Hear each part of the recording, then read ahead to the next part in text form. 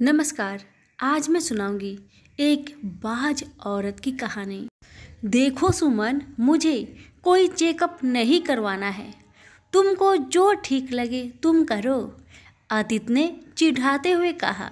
लेकिन आप जानते हैं मेरी रिपोर्ट्स बिल्कुल सही है। बरसों से मैं बाज होने का ताना सुन रही हूँ। 7 साल हो रहे हैं हमारी शादी को।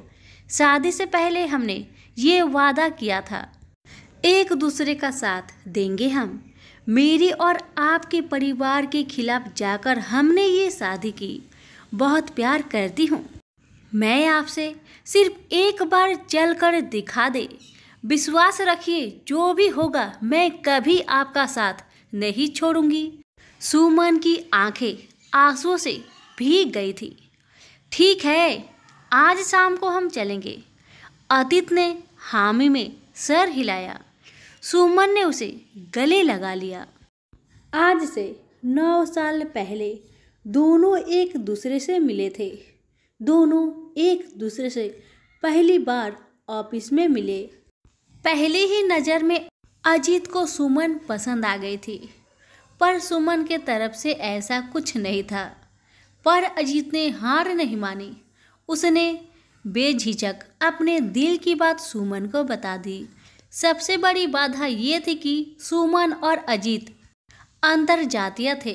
सुमन के परिवार वाले बड़े रूढ़िवादी विचारधारा वाले थे। सुमन को पता था वो नहीं मानेंगे। सुमन ने अजीत को न में जवाब दिया। उस दिन के बाद अजीत ऑफिस ही नहीं आया। सुमन को बड़ी चिंता हुई। उसके दोस्तों से उसे पता चला कि उसने अपना हाल दीवानों जैसा बना लिया है। न कुछ खा रहा है, न पी रहा है।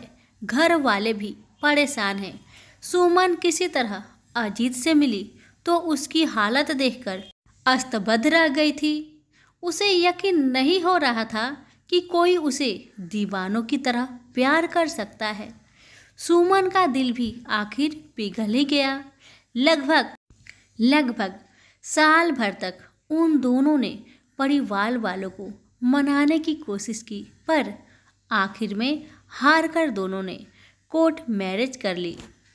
देखो सुमन, शादी से पहले तुम काम करती थी वो ठीक है, पर हमारे घर की बहुएं काम नहीं करती। जो तुमने अपने पीहर में सीखा वो ठीक है, पर आज के बाद तुम्हें इसी घर के रीति रिवाजों से चलना पड़ेगा। सास ने सुमन को घर में आते ही अपना निर्णय सुना दिया। थोड़े ही दिनों में पढ़ी लिखी सुमन के सारे पर कतर दिए गए। हर काम को लेकर उस पर बंधन था, पर अजीत का प्यार था। उसके आगे तो ये सब कुछ नहीं था। अजीत की बाहों में आते ही उसकी सारी मुसीबत, सारे दर्द कम हो जाते।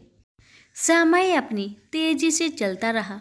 सुमन ने अपने आप को परिवार के साँचे में ढाल लिया। शिकायत करना तो उसने जैसे सीखा ही ना था।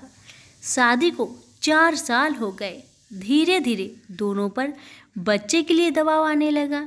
धीरे धीरे सुमन पर घर वाले और दबाव डालने लगा। हमने तो आते ही 4 साल में 3 बच्चे जन्म दिए। हमारी बड़की बहू को देखो, शादी के अगले ही साल मुन्ना हमारे गोद में आ गया। पर ये इन पढ़े लिखे लोग हैं, न इनके चोचले ही ज़्यादा होते हैं। सासू माँ पड़ोस में रहने वाली पंडिताइन चाची को कह रही थी। सुमन को आते देख उनकी आवाज़ का टोन थोड़ा ऊंचा हो गया था। ऐसा नहीं था कि उन दोनों को बच्चा नहीं चाहिए था, पर सुमन कंसीव ही नहीं कर पा रहे थे। धीरे धीरे तो ये सवाल सुमन के गले की फांस बन गया था। सुमन का आना जाना मुश्किल हो गया। हर किसी का एक ही सवाल की खुशखबरी कब सुना रही हो। माँ जी का ताना, बहू क्या मेरे मरने के बाद खुशखबरी सुनाओगी? क्या अड़ोस पड़ोस सब जगह चर्चा का केंद्र वही होती। देखते ही देखते 7 साल बीत गए। सुमन को लग रहा था मानो उसका जीना दुश्वार हो गया है।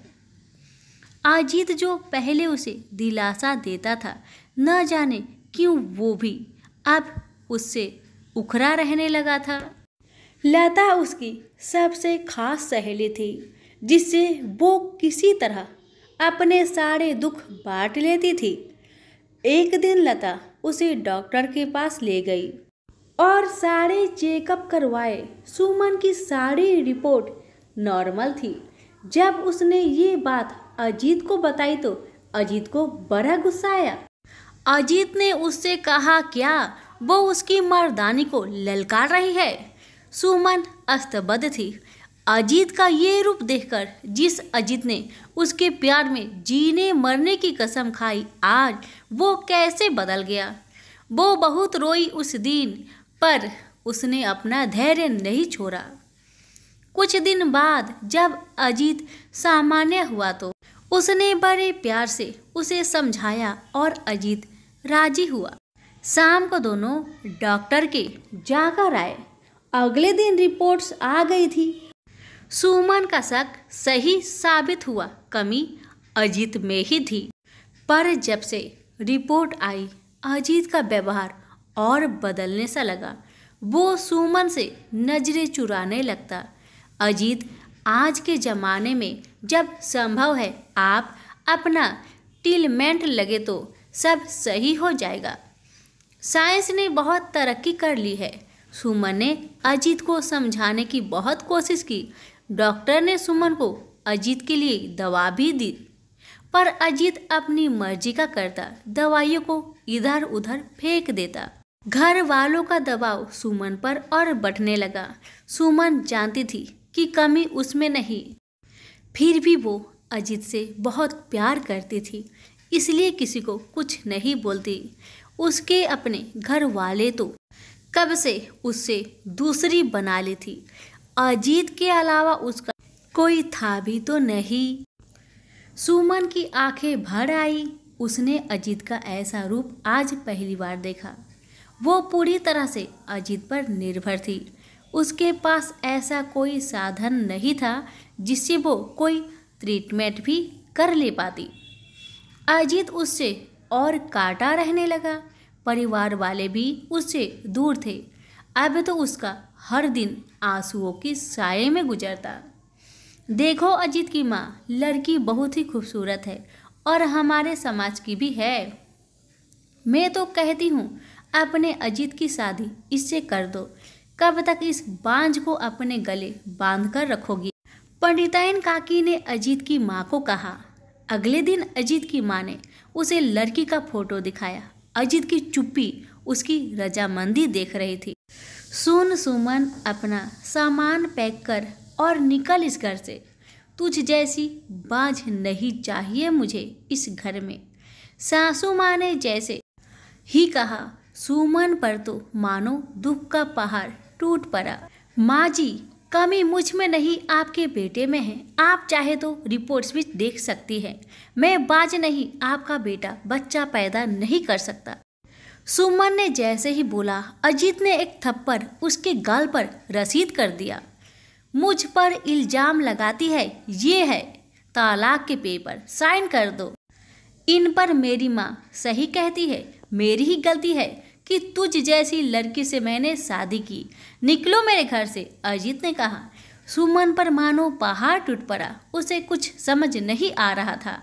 जिस लड़के के लिए उसने परिवार छोड़ा, सब कुछ छोड़ा, आज वही उसकी ये दुर्गति बना रहा है, उसे छोड़ रहा है। सुमन बेसुध थी। वो क्या करे नहीं समझ पा रही थी। उसने कागजों पर साइन किए और उसने अपना सामान उठाया और चल दी। ये इतनी रात को कौन आया है? दरवाजे पर दस्तक सुनकर लता चौंक गई। सुमन, तुम?